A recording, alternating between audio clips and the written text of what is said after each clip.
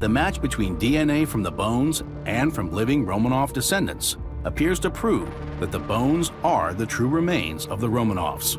For nearly a century, the world believed in a beautiful lie. Somewhere out there, a lost Russian princess had escaped the bloodiest night of the revolution. Courts battled over her identity for decades. Hollywood transformed her into a legend. Millions clung to the hope that at least one innocent soul had survived the massacre that ended 3 centuries of empire. But in a laboratory in 2007, scientists stared at a computer screen and realized something chilling. Every single person who had ever claimed to be a surviving Romanov was lying. The DNA evidence was irrefutable, and it revealed a truth far more brutal than anyone had imagined. What really happened to Russia's royal family wasn't a fairy tale. It was a cover-up so calculated that it nearly worked forever. And the final answer, buried in Russian soil for 89 years, would destroy one of history's most romantic myths while exposing the desperate lengths killers went to erase an entire dynasty from existence. The summer of 1918 was suffocating inside the Ipatiev house. Once the most powerful family in Russia, the Romanovs had become prisoners of the very revolution they'd tried to suppress. Their world had shrunk to a handful of rooms in Yekaterinburg, a gloomy mansion that guards had transformed into a fortress. Windows were painted so thick that not a single ray of sunlight could penetrate.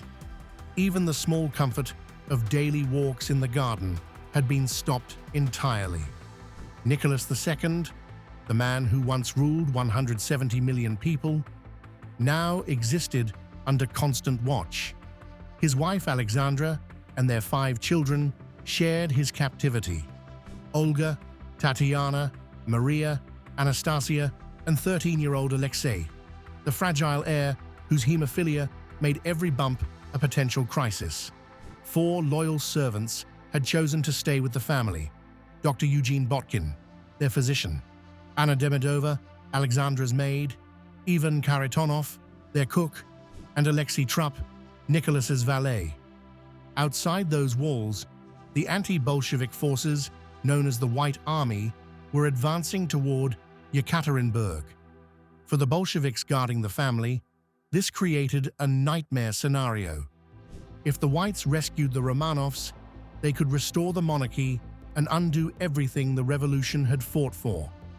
The solution, at least to the Bolshevik leadership, was horrifyingly simple: eliminate the problem before it could be rescued. Just after midnight, on July 17th, footsteps echoed through the silent house. Yakov Yurovsky, the Bolshevik commandant, ordered the family to get dressed quickly. He told them they were being relocated for their safety, a believable lie considering the approaching battle. Nicholas carried Alexei down the stairs because the boy was too weak to walk. Alexandra, unwell herself, moved slowly behind them.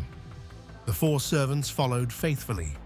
They were led to a small basement room that smelled of damp stone and mildew. Alexandra, exhausted, asked for chairs. 2 were brought. She sat in one, and Alexei, barely able to stand, took the other. The rest of the family arranged themselves in a semicircle, clutching each other's hands, waiting for the trucks that would take them to safety. Then Yurovsky returned with armed men. His voice was cold and final as he announced that the Ural Executive Committee had decided to execute them. For a moment, stunned silence filled the room. Nicholas, confused, turned toward Yurovsky and stammered something that sounded like disbelief. The basement erupted in gunfire. Smoke filled the cramped space as bullets ricocheted off stone walls. Screams and chaos echoed through the confined room. In the confusion, something shocking happened. Several of the Romanov daughters didn't fall immediately. The executioners, enraged and confused, soon realized why. The girls had sewn jewels and diamonds into their clothing during their captivity, and these hidden treasures were now acting like improvised armor, deflecting bullets. What followed was even more brutal. Bayonets and rifle butts finished what bullets couldn't. The massacre lasted longer than Yurovsky had planned, and by the time silence returned, 11 people lay dead on the blood-slicked floor.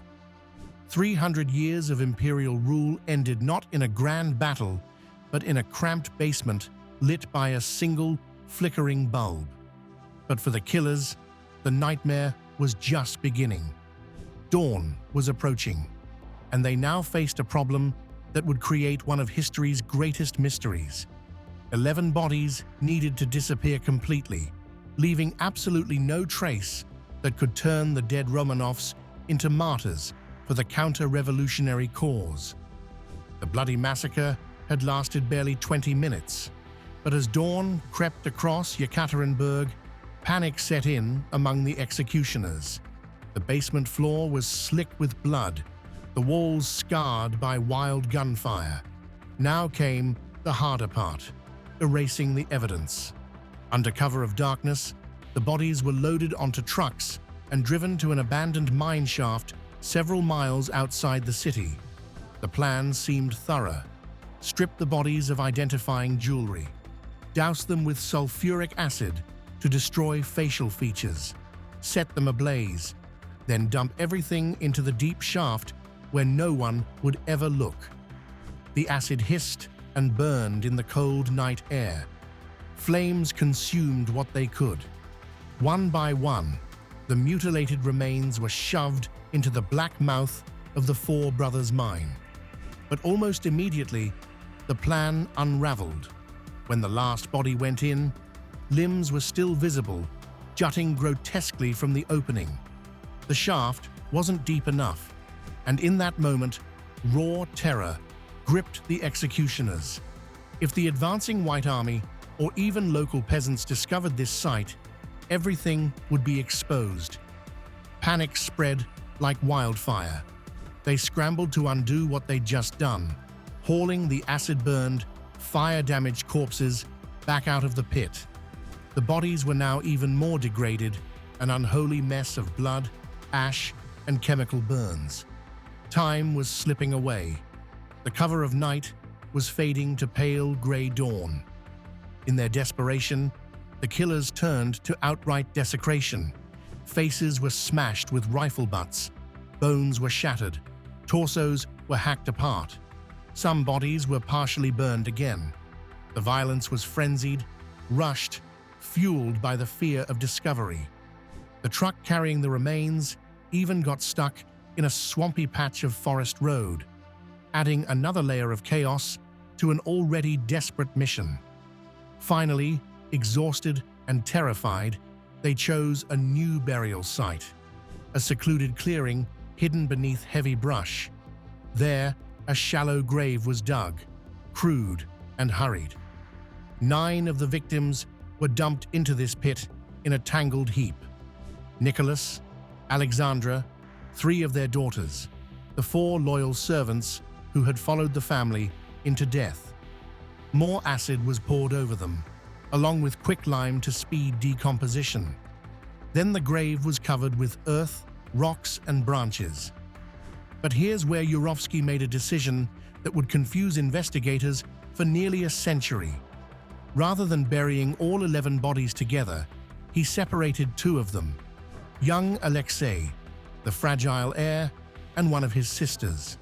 For reasons historians still debate, perhaps to confuse future investigators or ensure no single grave contained the entire family, these 2 bodies were taken just 70 meters away. A second, smaller pit was dug beneath fallen tree limbs and tangled grass. There, isolated even in death from the rest of their family, the boy and his sister were buried. When the final shovel of dirt was thrown and the clearing fell silent again, there were no markers, no signs, nothing to suggest that beneath the forest floor lay the last Tsar of Russia and his family. The executioners vanished back into Yekaterinburg by sunrise. The Romanovs had disappeared into the earth and into myth. For decades, the Soviet government maintained an official position of carefully crafted silence. They admitted only to executing Nicholas, while steadfastly denying any involvement in the deaths of Alexandra and the children. This calculated half-truth created the perfect environment for something the Bolsheviks never anticipated: speculation, conspiracy theories, and fraudulent claims that would captivate the world for generations. Without physical proof of death, people could believe in fairy tale endings. Stories about innocent children escaping revolutionary bullets and living secret lives in foreign countries flourished. The romantic appeal of hidden royalty proved irresistible, but the truth was far darker, and it was waiting in the Siberian soil for technology to catch up with history. Into the void of silence, rumors rushed like a flood. Telegrams buzzed with unconfirmed sightings. Anonymous letters claimed knowledge. Newspapers fanned the flames with wild speculation. Even when reports of a massacre in Yekaterinburg leaked out, many refused to believe it. Surely at least one of the royal children had survived. This desperate hope soon took human form. In 1920, a mysterious young woman was pulled from a canal in Berlin after a failed suicide attempt. She spoke little at first, withdrawn and traumatized, but soon she began whispering a shocking claim. She was Grand Duchess Anastasia, the youngest Romanov daughter. Anna Anderson, as she came to be known, had an uncanny resemblance to Anastasia. She bore scars consistent with injuries the royal family might have suffered, and she knew intimate details about palace life, facts few outsiders could have possessed. Her story became a global sensation. Supporters saw her as a living miracle, proof that at least one Romanov had survived that bloody night. Skeptics saw a con artist hungry for fame and fortune. Court cases dragged on for decades as Anderson fought to be legally recognized as Anastasia and claim what remained of the Romanov fortune. Photographs were compared, handwriting was analyzed, memories were tested. Meanwhile, books, plays, and later films transformed her story into a cultural phenomenon. Anastasia became less a person and more a symbol of hope, a reminder that innocence might endure even in the face of brutal revolution. The legend grew so powerful that when Alexander Avdonin, a Russian geologist, made a chilling discovery in the 1970s, he kept it secret for 15 years. Near Yekaterinburg, buried beneath layers of soil and brush, he'd found a mass grave containing 9 skeletons. But Avdonin, terrified of Soviet retribution, told no one. Only after the Soviet Union collapsed in 1991 did he reveal the truth. The remains were exhumed and examined. Forensic scientists confirmed they belonged to Nicholas, Alexandra, 3 of their daughters, and the 4 loyal servants. But something was wrong. 2 bodies were missing: Alexei, the hemophiliac heir, and one of his sisters, either Maria or Anastasia. The absence of those 2 bodies reignited every old suspicion. Could they have escaped after all? Was Anna Anderson telling the truth? By the 1990s, science was finally ready to challenge nearly a century of rumor. DNA analysis offered a way to settle the mystery once and for all. Samples were taken from the exhumed bones, and scientists traced the royal family's maternal lineage through mitochondrial DNA. To compare the results, they turned to Prince Philip, Duke of Edinburgh, who shared a maternal line with Tsarina Alexandra through their common descent from Queen Victoria. Laboratory results confirmed a clear maternal relationship between Prince Philip's DNA and the genetic signatures from Alexandra and 3 daughters found in the grave. This was scientific proof that the massacre had happened. These were indeed members of the Russian royal family. But there was still a catch. 2 bodies were still missing. The legend of survival wasn't dead yet. Even after this discovery, Anna Anderson's shadow loomed large. She had spent decades battling in court. In 1970, after the longest case in German history, the court reached an unusual verdict. Neither side had enough evidence to prove or disprove her claim definitively.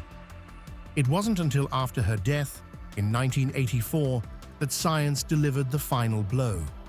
Tissue samples preserved from Anderson were tested and compared to Romanov DNA. The verdict was irrefutable. She was not related to the Romanovs at all.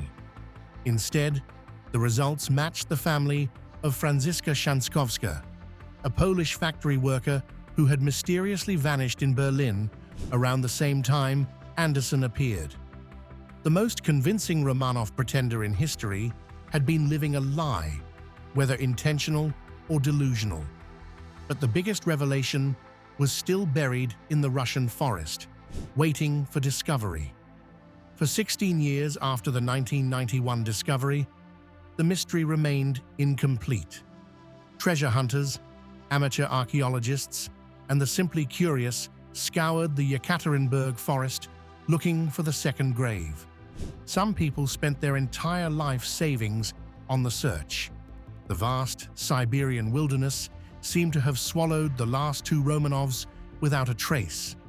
Then, in the summer of 2007, 3 amateur archaeologists made the discovery that would finally close the case. Sergei Plotnikov, Alexander Avdonin, the same man who'd found the first grave decades earlier, and Galina Geranova had been studying old documents and testimony. They had a theory about where the missing children might be buried. Just 70 meters from the main gravesite, they started digging. After hours of careful work, they found what they'd been searching for: 44 bone fragments and teeth scattered in the soil.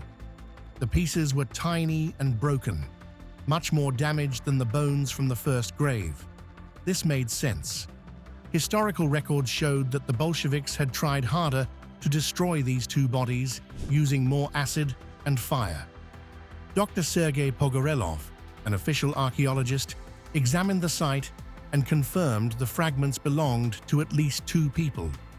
One appeared to be a teenage girl, approximately 15 to 19 years old. The other seemed to be a younger person, possibly a boy around 12 to 15 years old.